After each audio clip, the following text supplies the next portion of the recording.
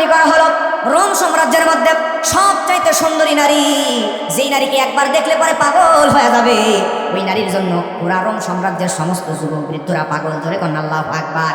এত সুন্দরী নারী, এই নারীর জন্য সবাই একবার পাওয়ার জন্য পাগল। রোম সম্রাট কাইসার চিন্তা করলো এই নারীকে ভাড়া করে আমরা আব্দুল্লাহ ইবনে হুযাফার ঘরের মধ্যে পাঠাবো। আব্দুল্লাহ ইবনে হুযাফা রাদিয়াল্লাহু তাআলা আনহু যে ঘরের মধ্যে তাকে বন্দী করা আছে, ওই ঘরের ভিতরে এইবার এই সুন্দরী যুবতী নারী যে কিনা টাকার বিনিময়ে নিজের দেহকে বিক্রি করে, এই সুন্দরী নারীকে পাঠিয়ে দেওয়া হলো। আর বলা হলো, নারী তোমার শরীরের মধ্যে যত কাপড় আছে সমস্ত কাপড়গুলো আব্দুল্লাহ ইবনে হুযাফার সামনে গিয়া সব একটা একটা করে খুলে ফেলবা। তোমার শরীরের মধ্যে যেন একটা সুতার বস্ত্র না থাকে, এভাবে খুলে ফেলবা। উলঙ্গ হয়ে তার সামনে দাঁড়াবা, সে যেন তোমার সঙ্গে যেন ব্যভিচারে লিপ্ত হয়ে যায়। জোরে কন্যা আউযুবিল্লাহ। আব্দুল্লাহ ইবনে হুযাফার সামনে ওই সুন্দরী নারী গেল। যাওয়ার পরে ওই নারী আব্দুল্লাহ ইবনে হুযাফার সামনে দাঁড়িয়ে আছে। দাঁড়ানোর পরে একটা দুইটা করে শরীরের সমস্ত কাপড়গুলো খুলে ফেললো। ফেলার পরে ঘন্টার পর ঘন্টা আব্দুল্লাহ ইবনে হুযাফার সামনে দাঁড়িয়ে থাকলো। কিন্তু আল্লাহর বান্দা আব্দুল্লাহ ইবনে হুযাফা একটা বারের জন্য ওই সুন্দরী নারীর দিকে চোখটা উপর করে তাকাই নাই পর্যন্ত। সুবহানাল্লাহ। কয়েক ঘন্টা দাঁড়িয়ে থেকে এই নারী বিরক্ত হয়ে বের হয়ে গেল। পরের দিন তারে আবার পাঠানো হলো। আবার ওই সুন্দরী নারী তার সব পোশাক খুলে ফেললো। ফেলার পর ঘরের মধ্যে কেউ নাই। সুযোগ থাকা সত্ত্বেও আব্দুল্লাহ ইবনে হুযাফা ওই নারীর দিকে আবারও তাকালো না। তৃতীয় দিন আবার আসলো। একদিন, দুই দিন, 3 দিন আসার পরে ওই নারী এবার রোম সম্রাটের কাছে গিয়ে বলে, ও রোম সম্রাট কাইসার, আপনি বলেন তো আপনি কার কাছে আমারে পাঠাইছেন? ও আসলে মানুষ নাকি পাথর? ওই রোমের মধ্যে, রোম সাম্রাজ্যের মধ্যে এমন কোন যুবক নাই, বৃদ্ধ নাই যারা আমির সুন্দরী নারীর জন্য পাগল, তারপরও আমার জন্য সবাই পাগল হয়ে যায়। কিন্তু ওই আব্দুল্লাহ ইবনে হুযাফা সে আসলে মানুষ নাকি?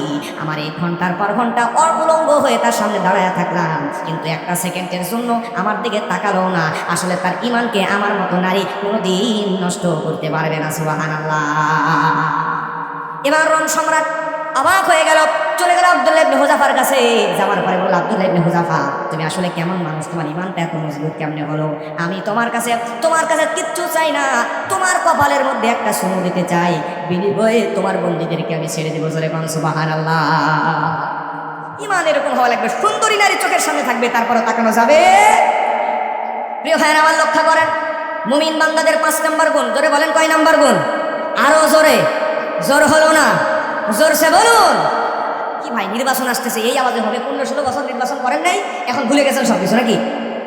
জোরে বলেন না, কয়টা গুণ?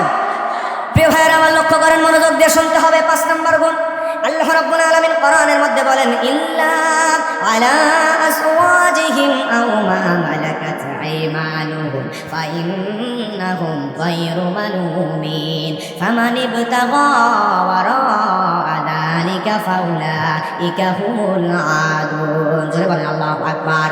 আল্লাহ রাব্বুল আলামিন মুমিন বান্দাদের জন্য কোরআন মাজিদের মধ্যে সূরা মুমিনুনের 6 নম্বর এবং 7 নম্বর আয়াত, 2টা আয়াত দিয়া 5 নম্বর একটা গুণের কথা বলেছেন। তোরে একটু জবান ছেড়ে বলবেন, কয় নম্বর গুণ?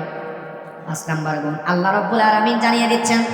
রব্বুল আলামিন জানিয়ে দেয় মুমিনদেরকে, ও মুমিনেরা, তোমরা যারা মুমিন বান্দা, তারা নিজের স্ত্রীর দাসী ব্যতীত, নিজের স্ত্রী ব্যতীত অন্য কোনো নারীর দিকে তাকাবা না।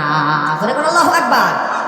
তার মানে মুরব্বীরা, যুবকরা ভালো করে লক্ষ্য করেন, 5 নম্বর মুমিনদের গুণ, বউ ব্যতীত, বিবি ব্যতীত, স্ত্রী ব্যতীত, দাসী তো দাস এখন নাই, স্ত্রী ব্যতীত অন্য কোনো নারীর দিকে চোখ দেওয়া যাবে। নিজের স্ত্রীতে সন্তুষ্ট থাকতে হবে। কথা বলেন ঠিক কিনা? কিন্তু আজকে আমাদের সমাজে পরকীয়া নামক মহামারী আছে না নাই? একই বিছানার মধ্যে ডান দিকে স্ত্রী, বাম দিকে স্বামী, দুইজনের হাতের মধ্যে মিনি আজরাইল 2টা স্মার্টফোন আছে। একটা নিয়ে বউ একই বিছানার ডান দিকে অন্য পুরুষের সঙ্গে পরকীয়া করে, বাম দিকে স্বামী ওই একই মোবাইল নিয়ে আরেকজন মহিলার সঙ্গে পরকীয়া করে। কথা বলেন ঠিক কিনা?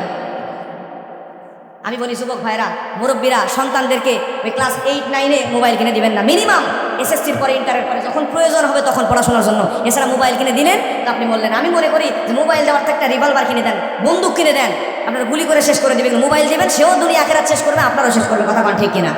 কারণ আপনি জানেন না, এই মোবাইলের মধ্যে গোটা দুনিয়া পাওয়া যায়। এই মোবাইল রাতের আধারে আপনার ছেলে, আপনার মেয়ে এই মোবাইল নিয়ে অর্ধ উলঙ্গ নাচ গানের ভিডিওগুলো দেখবে। আপনি যদি দেখতেন আপনার ছেলে, আপনার মেয়ে মোবাইলের মধ্যে কি করে, তাহলে দুনিয়াতে আপনার বেঁচে থাকার ইচ্ছাই চলে যেত। ধরে বলেন কথা ঠিক কিনা? আর যুবক যারা বিয়ে করেছেন, বউরেই বিয়ে করার পরে এই মোবাইল কিনে দেবেন না। মোবাইল দেওয়ার থেকে বন্দুক কিনে দেন, বন্দুক কিনে দেবে, ঝগড়া লাগলে গুলি করে মেরে ফেলবে। কিন্তু মোবাইল দিয়েছেন তো আপনার মারবেও না, বাঁচতেও দেবে না, দুনিয়া একবার জাহান্নাম বানিয়ে দেবে। কথা ঠিক কিনা?